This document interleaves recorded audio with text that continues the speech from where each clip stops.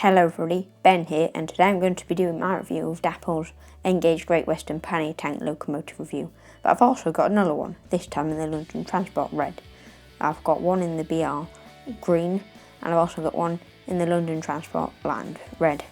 The versions I have is 2S-007-016 in for the BR Green, and 2S-007-025 for the London Transport Liveried Pannier Tank.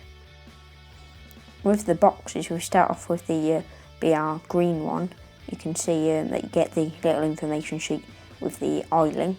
And that's just on the oiling and where it needs to be oiled and stuff. That's just generally what you expect. I think that's what you need to know there. Then you also get a little bag of bits. So you've got this big metal thing, which I think is something to do with sort of taking off the wheels, but I'm not sure. And various other detail parts.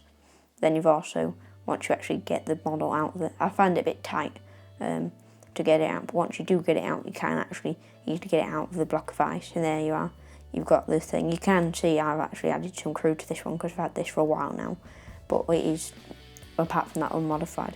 Whereas the London Pannier tank one here is a lot newer model. I bought it fairly recently, actually, this. And as you can see, you get a different instruction sheet this time on about the 24-month warranty, which is good, and then you'll also get sort of that's on about the satisfying with the model. If not, you can send it back for them for returning it and repairs and things like that, and small print and everything on that, which if you want to send it back is quite important, I guess. You also have the London Pannier tank one here, which is on exactly the same with the, sort of the oiling and everything like that, but this time it actually has the correct cab on the diagram compared to the one that I have, and that's a small thing, but I like that really, obviously because it's the different cabs, as you'll see. But this one is exactly the same, with having coming out of it with everything with the sort of a lock of ice and the detail bags, but except you do also have the Buckeye couplings. You can see this time here. That one didn't come included with the other one, but I think this is a thing that Dapol started doing now. You also get the bag of bits as well. If you remove the logo from the block of ice, there you can see it's in the very nice London Transport Land Maroon. When looking at the green pannier tank, you can see nothing wrong with it, everything's alright, the running plate is straight on that. But when you compare it to this one, you can see it's as bendy as a banana really. It's not that good. You can see if I put it up to a metal ruler, you can see it's not very good at all. And if you look up close, you can see various details, and the couplings are wonky, but you can also see details like that toolbox and pipework is all sort of not properly fitted to it because of how wonky it is, and you can even see things like the cab are also not fitted as well. And that's exactly the same on this side.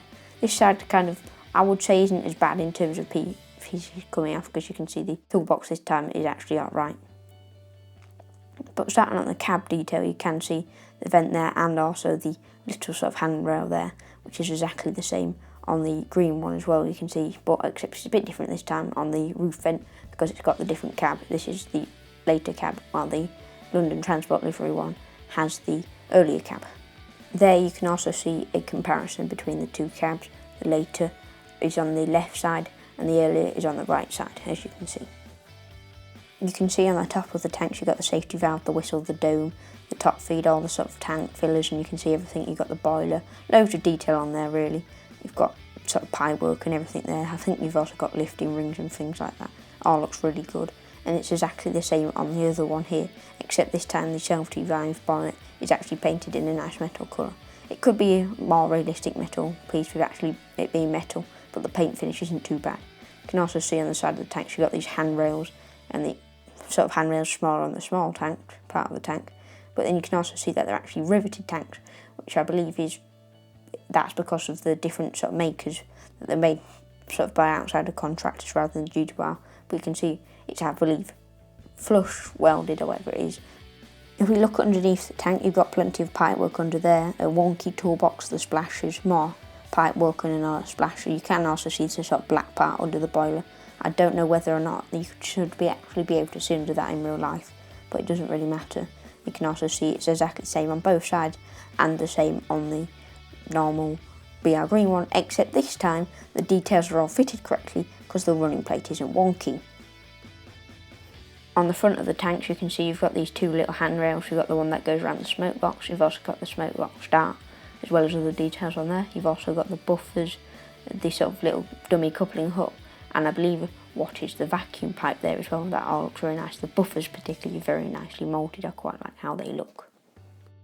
It's exactly the same on the BR green one, except you've got the number, which is 8767, and you've also got the shed code on the smoke box door, you can see, but every other details are all exactly the same. If we look at the back of the cab, you can see these grills and the doors, where, however, you compare it to the other one, you also have exactly the same thing, except you can see there's no actually windows at the back. It's just simply sort of plated over, which I don't think is realistic because the crew won't be able to see, but you can see the sort of little circular thing for the brake and also the coal. If you're looking inside the cab, you can actually see there's a bit of unpainted detail because it's a relatively enclosed cab and you can't see in. It doesn't matter, you can't see it in the one with added crew as easily, but that's because there's crew in the way. If we talk about the livery, it's fairly decent because you've got the L95, which looks a bit wonky, but you've also got plenty of the nice lining around the cab and the bunker. You can also see the other L95 there, as well as also the vacuum pipe on the back there. You've also got more lining on the steps there, as you can see, and also on the side of the tanks with the London Transport that time. You can also see it on the wonky toolbox. You've also got lining, and you've also got the red coupling rods, which I think look very nice. You've also got the sort of lining around the cab portals, which I think look very nice. The BR green livery is a lot simpler, but is still done very nicely. You've got the sort of grey roof, but you've also got sort of a little sort of paint bleed there, which didn't look too good, but you've got the nice simple British Railways lettering there, but overall it does all look very nice on the livery front. With running, it's a fairly decent runner. As you can see, it does a decent slow call. They're never the best sort of runners compared to, say, the Dapol 68, but that's got a lot better of a mechanism and pickup. But you can see it's fairly decent crawler if you can actually get it to go at that speed. It's not too bad, I would say. It's reasonably reliable at sort of slightly higher speeds than this, but the crawl isn't the best really. I should also say that this locomotive has been oiled and running like the instructions say. While maybe the BR green one is actually worse sort of crawler and runner in general than the London Transport livery one, which is interesting. One weird thing is that one is faster than the other. They must have changed the gearing though, I guess that's the only reason. One weird thing is the fact that it can't go round curves. It doesn't like going the mid, so one of the wheels jumps off and then it derails on the straight, surprisingly, which is a bit weird, and then it just doesn't run particularly well like that, which is quite a lot different to the BR green one. That runs a lot better and doesn't derail at all. I believe the reason for this is because there's a lot more play in the sort of wheels on the BR green one comparing it to the London Transport liveried one. Because of this, when you see it running, obviously when it goes round curves it'll slow down, one of the wheels will probably jump off, or one or more, and then it'll come off the rails, which is a bit annoying. Another annoying thing is because of how what the running plate is, the couplings aren't quite right, and it doesn't couple particularly well, and it will derail when it goes round curves. As you can see, it uncouples it there because it's derailing and because the couplings aren't quite right. This is quite annoying really. Sometimes it just stops altogether, as you can see. It doesn't sort of properly connect to the couplings, which is very annoying, and another annoying thing on this loco. Compared to the BR green one, that has no problem in coupling at all and getting the train round the point there onto the main layout. As you can see, nothing comes off at all. Getting it round the layout isn't also too easy either.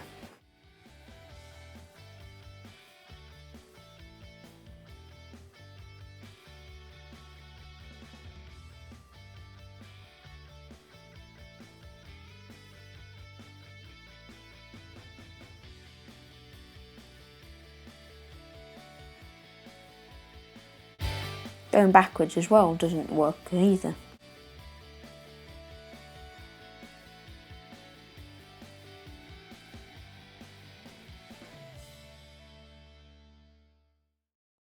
Now, I do think the loco does look quite nice when it actually doesn't derail and you don't notice how warped the running plate is.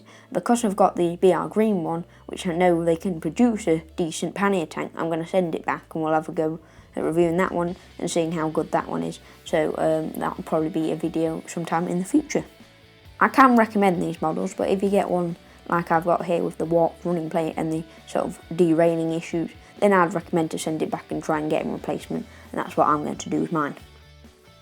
Thanks for watching this video by me. Please like and subscribe and leave a comment down below with some video ideas or feedback. Thanks for watching. Goodbye.